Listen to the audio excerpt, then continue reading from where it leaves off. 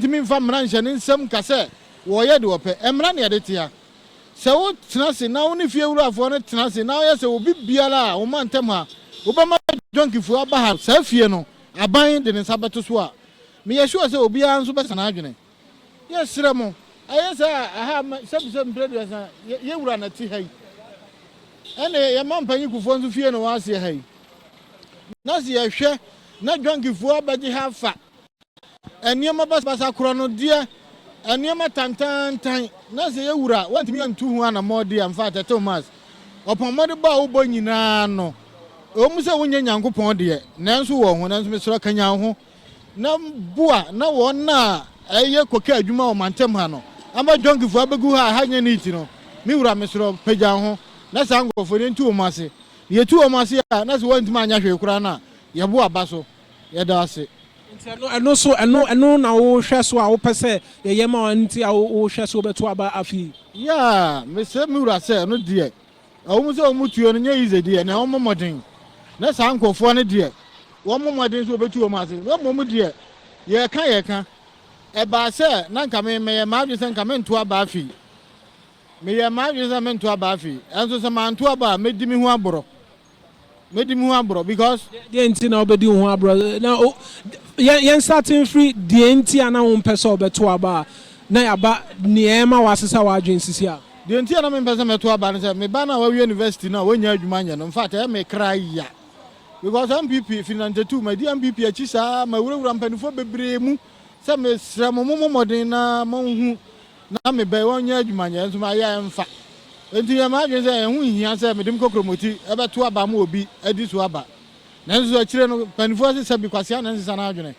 The imagine I may be Akurano, my mammy and son answered 9 annual free education.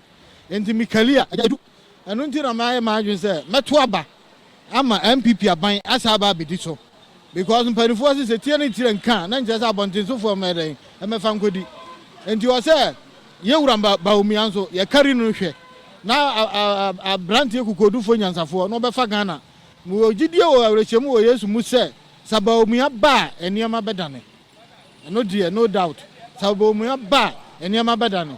And the Miss Sagana for 1 year before, Monsi Mubusa Montuaba, Mua Maju said, Moba Tuabama, and Gofobians as Tuabamo. Monsa Margin, Niamfasa. That's it. So you heard him, issues of employment and also a growth in the activities of recalcitrant individuals within these parts is of huge concern to him, and the fact that he cannot come to terms with how the king of Ashanti is here, or Tumfo Setutu II, Palace is here, and we're having the activities of persons dealing in drugs. He mentions cocaine to be specific, that we cannot substantiate, but activities of persons, junkies, dealing in drugs and all of that.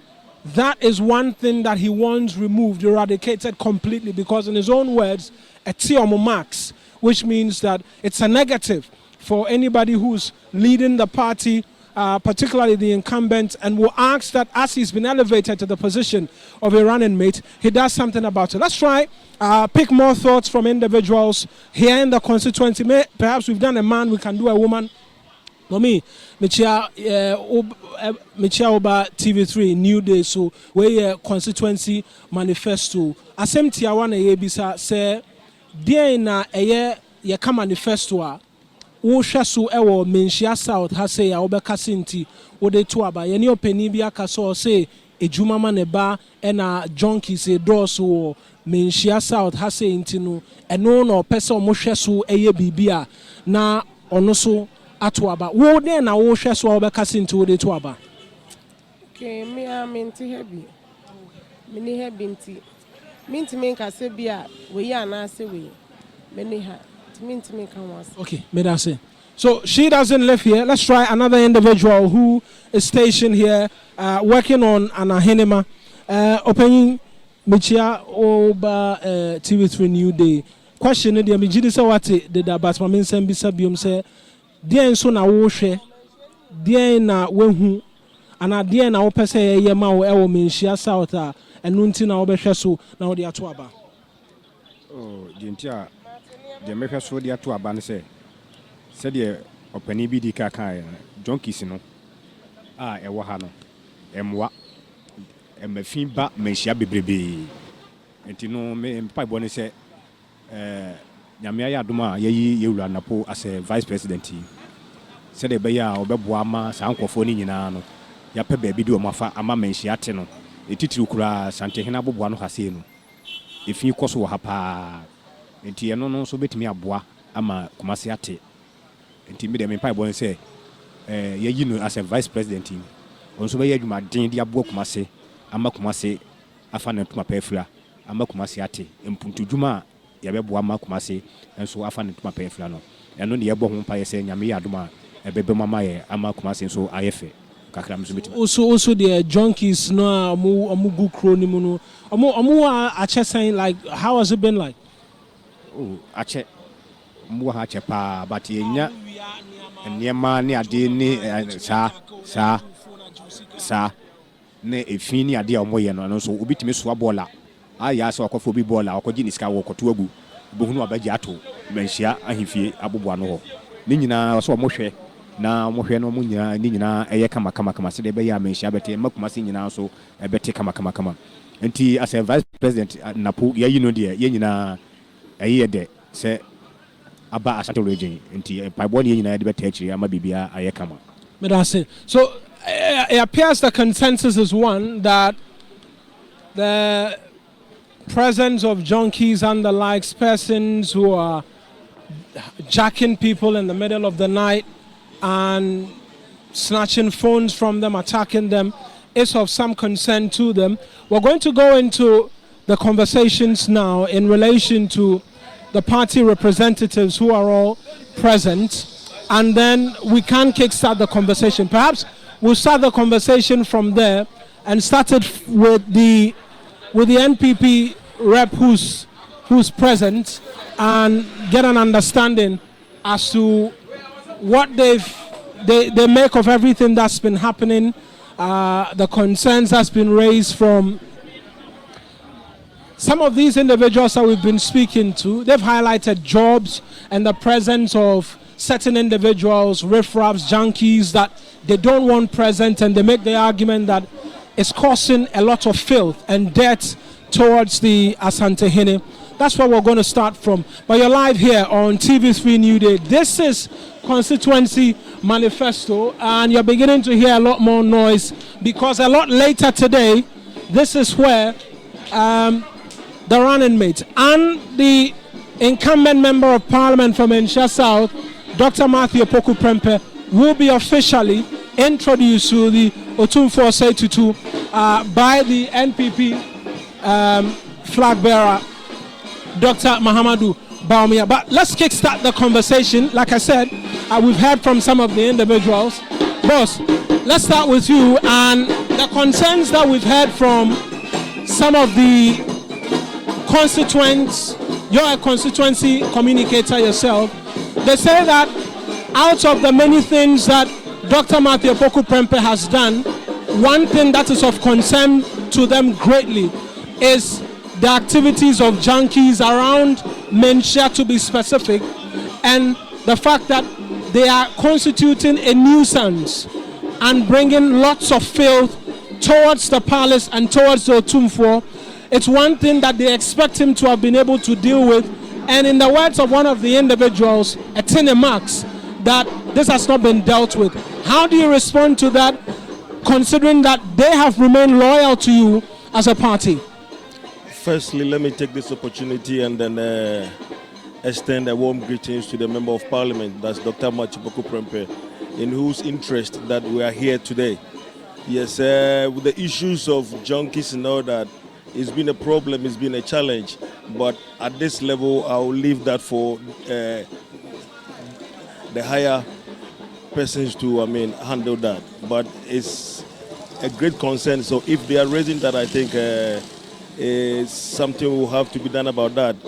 But like I'm saying, we'll leave that for the higher.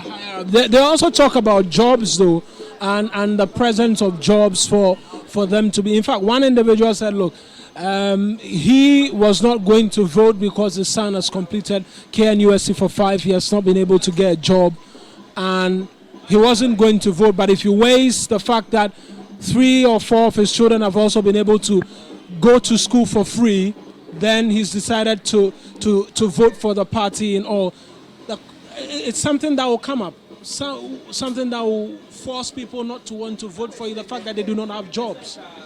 No, you see, when it comes to the area of jobs, restricting it into the constituency, I would say that Dr. Machipoku Prempeh has been, tremendous when it comes to job. Now, let me cite an instance. We've trained over 100 persons within the constituencies, seamstressing, hairdressing, makeup, and all the other, hands-on skills. Sure. Dr. Machipoku Prempeh has, through him, we've trained them, resourced them, and some of these persons have started their own businesses. On the other hand, when it comes to works within the government sector, through Dr. Machipoku Prempeh, we've had over 200 persons coming from Manhyia South going to the various sectors of this economy. So when it comes to jobs, Dr. Machipoku Prempeh has done a lot. But as the saying keeps going, not everybody within the constituency has been provided with a job. But I can tell you that majority of the youth, they have, in one way or the other, getting access to sustainable jobs. Let me bring you in a bit more on this. On the person of Dr. Matthew Opoku Prempeh, he's been elevated for you in the constituency as well. I want to pick your thoughts on his new position and his new elevation, what that means for you, and whether or not it makes it easier for you to go around in campaigning, because he's been able to pull a lot of votes for the party in this particular constituency. Will his lack of presence on that particular ticket come December 7 prove a challenge for you going into the elections? Yeah, so as regard the activities of Dr. Matthew Opoku Prempeh, his influence and the aura, right, that he's had around Manhyia South, it is going to take a long time for that effect to fade away. Truthfully speaking, Dr. Matthew Opoku Prempeh is not one who leaves people behind. So you can be rest assured that his elevation is not going to be a hindrance to the party's performance as regard votes increase in the constituency. In fact, we anticipate and expect that his elevation would result in increased voter turnout come December 7th. Yeah, so that is what I can say about his elevation and the possible effects as regard our fortunes within the Manhyia South constituency. You see it as an elevation, and it was something that will constitute a lot more votes for you in the constituency. Let me bring in the NDC now, who are also well represented, as we more often than not seen a lot of these debates. Thank you very much as well for joining us here on Community Manifesto. Your take on the influence of Dr. Matthew Opoku Prempeh in the constituency. It's not a constituency that's been very favorable to the NDC, if we're being honest, but will not be on the ticket come December 7. Are you looking at this and saying this could be an opportunity for you to be able to annex the seat? All right, thank you very much. Let me say welcome to Dr. Matthew Opoku Prempeh into the race. Now, when you check all the 4 candidates, both presidential and the vice, Dr. Matthew Opoku Prempeh is the most naive person amongst them. He's new, right? He has not contested before. Very good. So he's naive when it comes to that. Now, you are talking about his influence, right? Now, I cannot see that he has much influence in this constituency. One, there's a crowflow market which has been left for over past 20 years. If indeed Dr. Matthew Opoku Prempeh is that influential, he would have lobbied. In fact, that market is in his constituency. if he's having that influence, he would have lobbied for the government to have completed that project. As we speak now, they have not touched the project since they came to power. So I don't see the kind of influence that he has. And again, when you go to his own palace, right in front at Apejefie, where he belongs to, there's a huge security breach that is affecting Kumasi. In fact, that thing is coming from his constituency, affecting Kumasi more. When you go to his that palace, that is where the issue of drugs, the issue of cocaine, the issue of weed are being sold in his constituency. So I don't see the kind of influence that he has. They've been selling weed and cocaine in Matthew Opoku Prempeh's constituency for the past, you can count them, for the past 30 years. So what kind of influence that he has?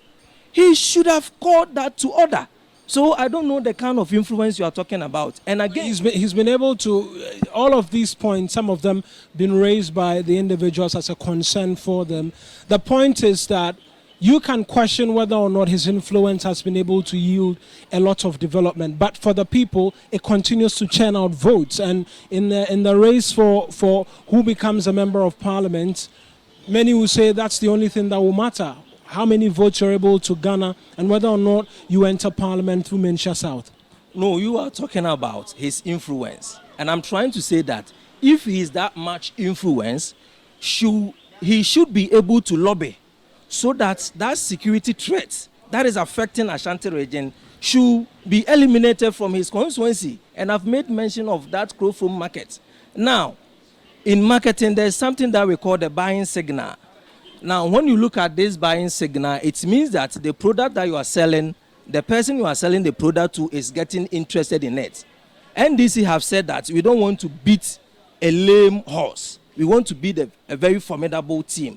That is the reason why NDC is going to beat them in this 2024 election. So, the ticket of Dr. Matthew Opoku Prempeh and Dr. Mahmoud Bawumia is very formidable. As for that one, I must admit, but we are going to beat them because I don't see the kind of vote Dr. Matthew Opoku Prempeh is bringing on board.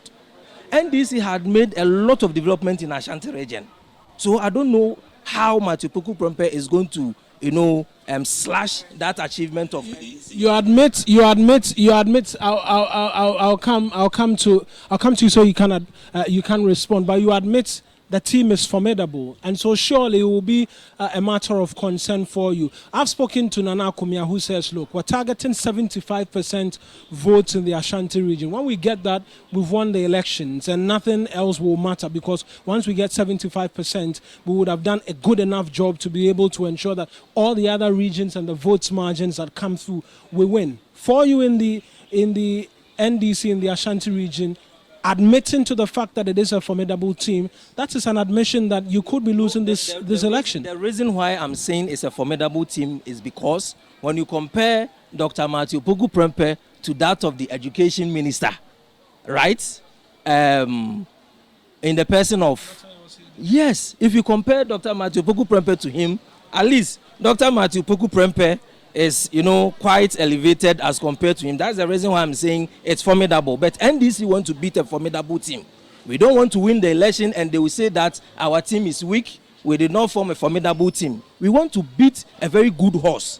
Now, the kind of percentages they are throwing out there is fallacy. Now, the Ashantis, the indigents, and those living in Ashanti regions are fed up with the MPP. They promise us they can't deliver. They promise us they can't deliver. Now, as of now, for the past 8 years, they started the construction of the KJTR second phase. For the past 8 years, they are unable to complete it. NDC started the KJTR project. Within 3.5 years, we are done. And people are doing business in it. Right? Now, tell me, for the past 8 years, there is no significant achievement in Ashanti region that MPP can pinpoint. Be in terms of education. Now, NDC has given Ashanti region about 15 of the community day school, very formidable ones. For the 8 years, they are unable to give us one in Ashanti region. So I don't see how they are going to do it. Now come to cheap compounds. The cheap compounds. NDC has built so many cheap compounds in Ashanti region. NPP hasn't able to build any cheap compound in Ashanti region. Now when it comes to hospitals, so your developmental projects in the Ashanti region is profound. That's the argument you want to make. And we're in the Manhyia South constituency. You're hearing lots of noise. Currently, there's a float of some sort in support of Dr. Matthew Opoku Prempeh. Like we told you, this is the heart of the NPP, and it promises to be even more interesting a lot later today, with the official outdooring expected to happen in the afternoon, and then Dr. Matthew Opoku Prempeh to be introduced to the Otumfuo Saitutu. But that's a lot more of the things that you see if you stay with us here on your election command center. But right now we're doing community manifesto or constituency manifesto, and so we can continue the conversation. You had wanted to respond quickly to a comment in relation to the fact that Dr. Matthew Opoku Prempeh is naive. So it would certainly be a statement from one who himself has a level of naivety, okay, or naivete as regard the political landscape of Ghana, especially in the Fourth Republic. Take the four candidates. By four, we're referring to the presidential candidates and their running mates. The ticket of John Dramani Mahama, if you would want to talk about his engagement within the political space, he's been around for quite some time. But if you were to compare the candidate who is to be Dr. Matthew Opoku Prempeh's colleague or competitor, that is in the person of Professor Jane, she comes nowhere near Dr. Matthew Opoku Prempeh's political experience, right, in this country. Let's not forget, let me quickly take us back to 2012, in fact 2010, 2011, 2012, when Dr. Matthew Opoku Prempeh was made Director of Elections for the party. Let's not lose sight of the fact that Professor Jane Nana is no politician. She was actually introduced into politics just a few days ago, right? But you are referring to somebody who himself has led the electoral machinery of the NPP, leading to the 2012 election petition, right? If you recall, and if you followed our political terrain, you remember that the introduction of the biometric registration register, the biometric verification machines during voting, was engineered by Dr. Matthew Opoku Prempeh in 2012 as Director of Elections, led with the mantra, no biometric, no votes. So if you would want to describe a man who himself has paid his dues, contributed to the political landscape, right, maturity of our country, right, if you want to refer to such a man as naive, then there must be a lacuna, better still a gap, in our knowledge as regard our political history. Fast forward. How many elections has Professor Jinana won? Proud to she contesting as a running mate of John Dramani Mahama. She had never run for any political election. Her first election she lost.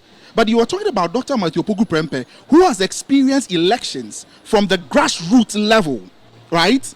Won from student politics, right? As a former local NUCS president of KNUST, right? Served his party, served at the national level, served in parliament as a legislator, right?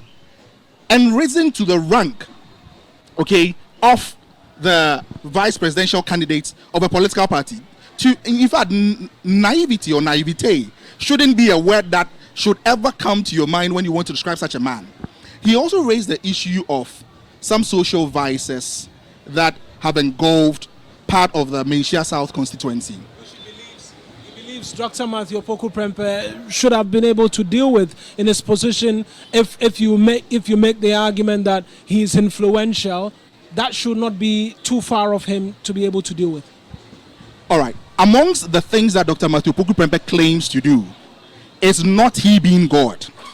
See, it is important and constructive that we place this within context. God, who is the creator of mankind, has not been able to eradicate the canker of rot, corruption from within humanity.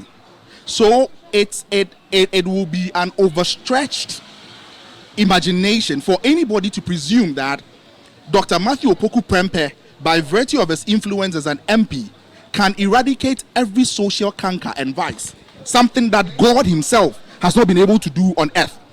But if you would want to assess how influential he is within the remits of humanity, then you are looking at by what extent was the social vice, right, as at the time he became the MP, and to what extent has he been able to take people out of that.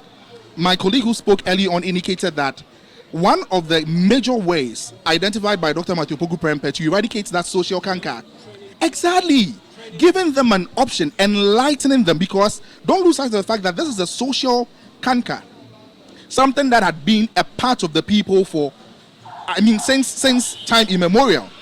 By introducing them to other pathways other than what they are used to, you are actually giving them a leeway. And there are over 400 people who have been trained. Part of these people were within the people who were actually addicted to these illegal drugs.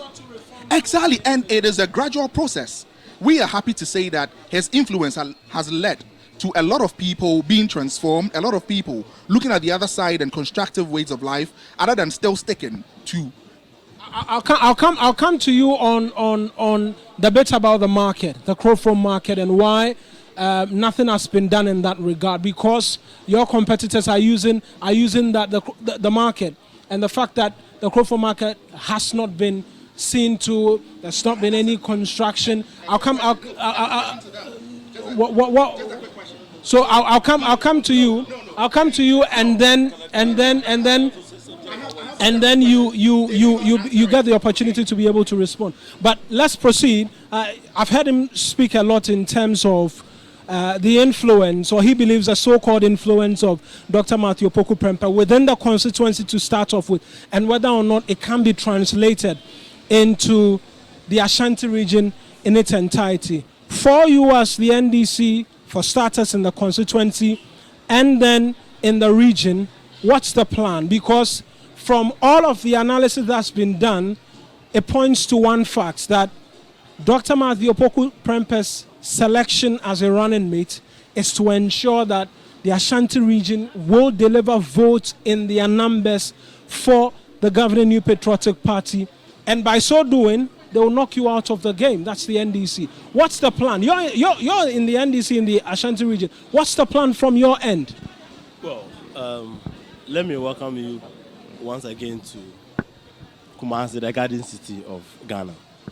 Now, I've said this somewhere and I'll repeat, that we have 44 members of parliament from the MPP coming from Ashanti region. And so one would expect that after giving them 1.7 million votes, when I say giving them, they had 1.7 million votes from this region.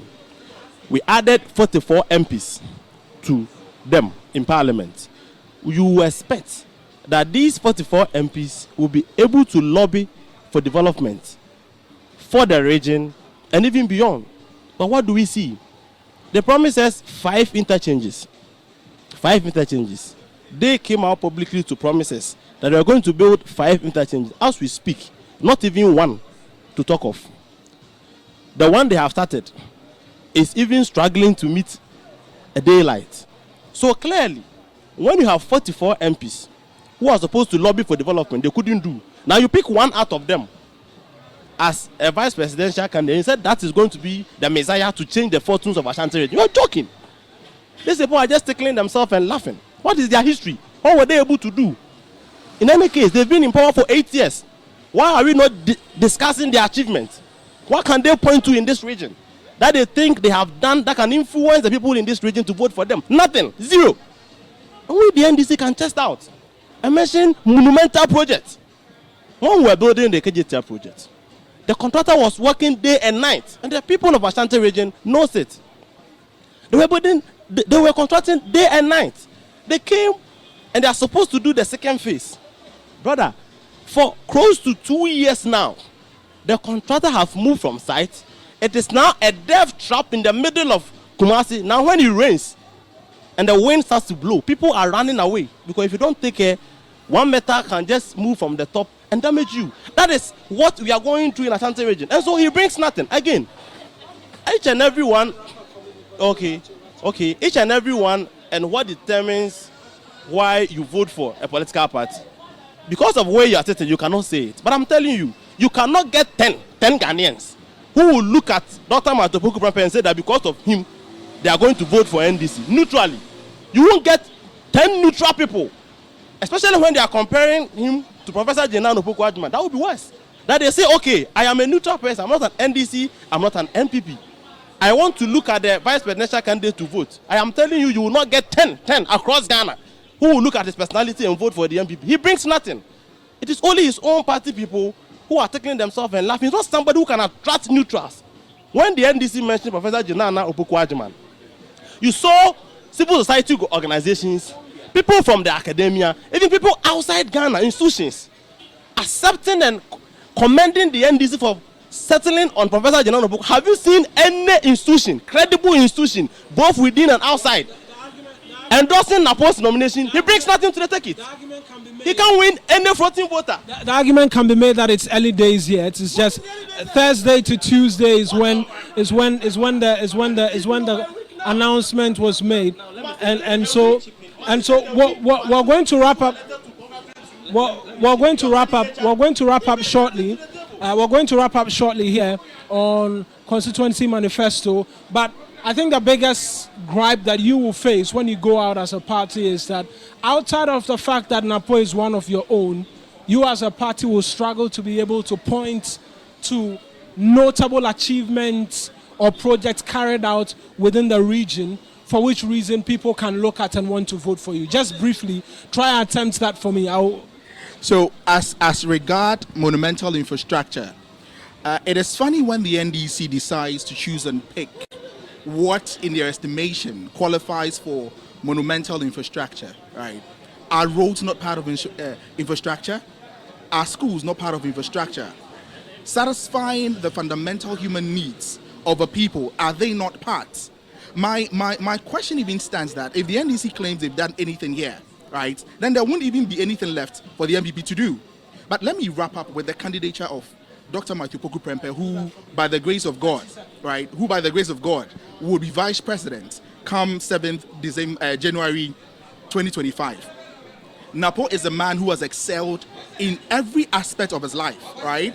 As Minister for Education, right, his achievements are countless, right? And as Minister for Energy. Now, let me put on record that if you go into our recent past history, because of the toughness and the delicate nature of our Ministry of Energy, we've had just about no one staying as the Minister of Energy, yes, for 4 years, right, in a row. But Dr. Matthew Opoku Prempeh has stayed in the Ministry of Energy. Now, it tells you that counts for something, right? But for the NDC, I'm saying that after Dr. Matthew Opoku Prempeh is outdoor today, okay, I'm sure a lot of them would even end up voting for him. I am sure. We will not be complicit, okay, in stating that Dr. Matthew Opoku Prempeh brings a magic wand. He is a man who believes in hard work. What's the percentage of votes you seek to get with him now on board, complementing the ticket? In the Ashanti region, or in the Ashanti region. Hopefully nothing below 80%. Thank you. Because they are seeking to do 80% in the Ashanti region. You want to tackle that for us briefly? Yes, it will be a phantasmagoria for MPP to think they will get more than 80%, because there is absolutely nothing to support the vote that they are expecting. Absolutely nothing. They've cheated this region. This is the region that voted for MPP to come to power. What have they given us in return? It is unfortunate. It is unfortunate. It is unfortunate. Yes, so there is nothing, there's no works behind the deeds. The works are there, but there are no deeds to support the works. And let me assure you, this time MPP is going down by 60% of the vote in the Ashanti region, because practically we don't even feel them. So you're projecting they'll get 60%. 60%. Not 70, and you will get 40%. Yes, and don't forget, And don't forget, there are 2 people also vying for the presidential slot. Alan Chamatin and who? And Kwame Bediako. You believe they were influenced in a way that... I'm telling you. So there are no deeds to support their works. Right. The conversation could go on for a long time, really, but we have to pack bag and baggage and be able to make way for normal programming. This has been constituency manifesto. We've heard from the people. We've heard from the parties represented. The argument from the NPP is that they'll make 80% of the votes from the Ashanti region. The NDC makes the case that they are getting 40% of the votes this time and leaving 60% for the NPP. We'll see how all of that pans out. But this is your election command center. A lot later, we'll be live on your television and your radio sets again for the official outdooring.